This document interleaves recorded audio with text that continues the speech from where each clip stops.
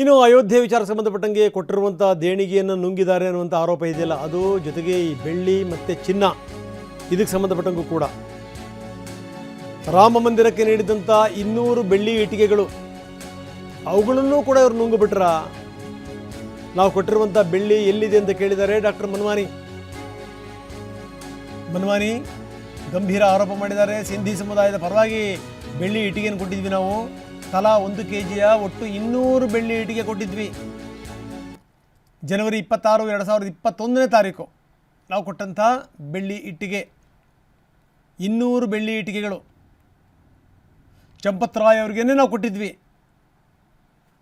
ಇವತ್ತು ಆ ಬೆಳ್ಳಿಯ ಬೆಲೆ ಸುಮಾರು 6 ರಿಂದ 7 ಕೋಟಿ ರೂಪಾಯಿ ಆಗುತ್ತೆ. ಅದೆಲ್ಲಿದೆ ಅಂತ ಕೇಳಿದ್ದಾರೆ ಡಾಕ್ಟರ್ ಮನ್ವಾನಿ. ಇದಕ್ಕೆ ಸಂಬಂಧಪಟ್ಟಂಗೆ ಸರ್ಕಾರ ಬಹಳ ಗಂಭೀರವಾಗಿ ಇದನ್ನು ಪರಿಗಣಿಸಿದೆ. ಜೊತೆಗೆ SIT ಕೂಡ ರಚನೆ ಮಾಡಿತು, ಅದು ವರದಿಯನ್ನು ಕೂಡ ಕೊಟ್ಟಿದೆ.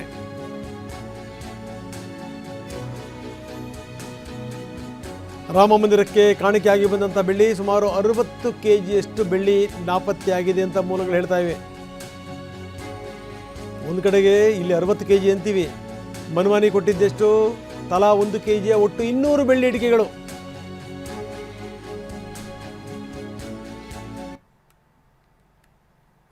ನೋಡಿ, ಇದು ಬಾಲರಾಮನ ಪ್ರಾಣ ಪ್ರತಿಷ್ಠೆ ಸಂದರ್ಭದಲ್ಲಿ ಬೆಳ್ಳಿ ಕೊಡಲಾಗಿತ್ತು.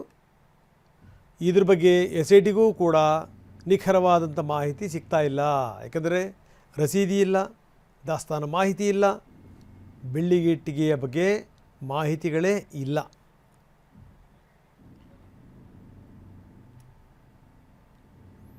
ಸೊ ಇದು ಸಂಗತಿ.